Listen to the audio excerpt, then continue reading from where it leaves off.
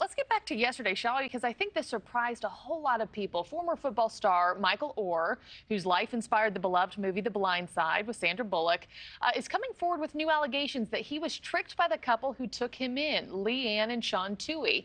In court documents filed on Monday, Oher's lawyers alleged the Touhys claimed that the family adopted the young athlete.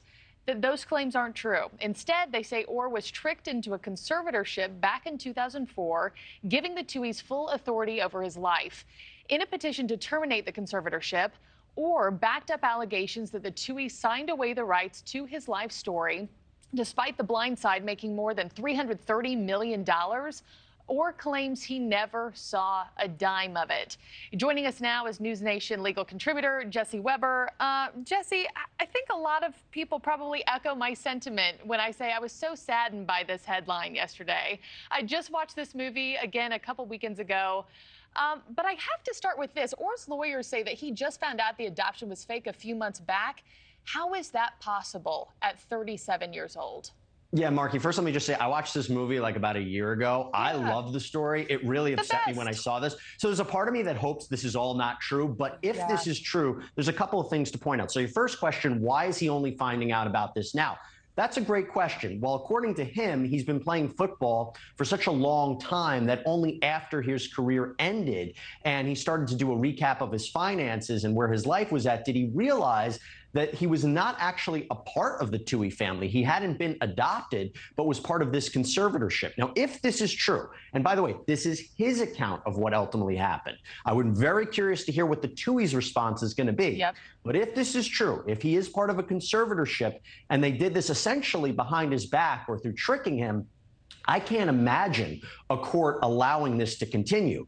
Conservatorships, as we saw in the Britney Spears case, are really about taking care of somebody who can't take care of themselves. There's nothing that I've seen that indicates that Michael Oher is not in a position to take care of himself or he has some sort of disability that will require a conservatorship.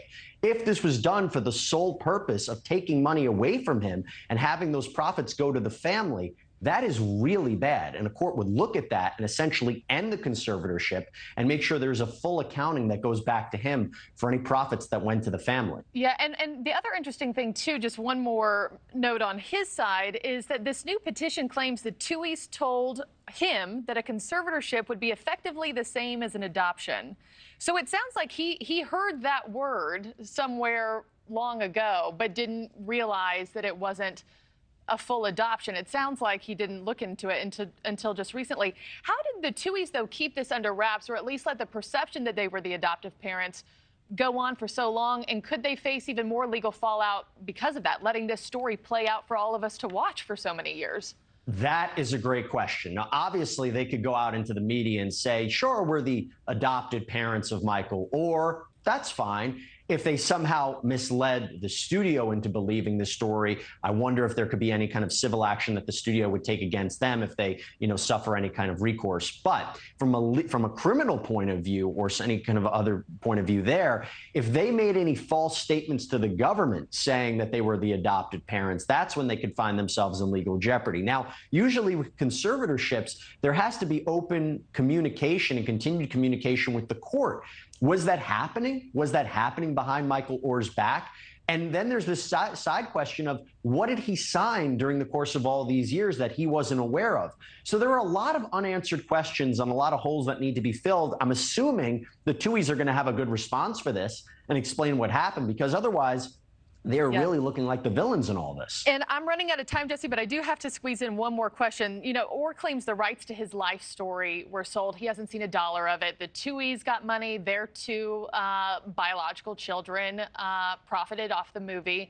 What has to happen for him to see what he says he deserves from the film? Well, trying to invalidate this conservatorship, saying that when he signed it over, I don't remember what age he was, but if he was over 18 and assuming he would have been adopted, he would have had the legal right to enter into those contracts and to receive that money. So the age of it, when it happened, and validating the conservatorship and trying to suggest that maybe he was led under false pretenses or signed something he didn't know what he was signing, that's his best avenue to see some money from the film. Okay, and all of this happening as his new book is hitting store shelves. Jesse Weber, thanks so much, as always, for your input. Thank you. Good seeing you. Thank you for watching. Go to newsnationnow.com to find News Nation on your television provider. And don't forget to click the red subscribe button below to get more of News Nation's fact-driven, unbiased coverage.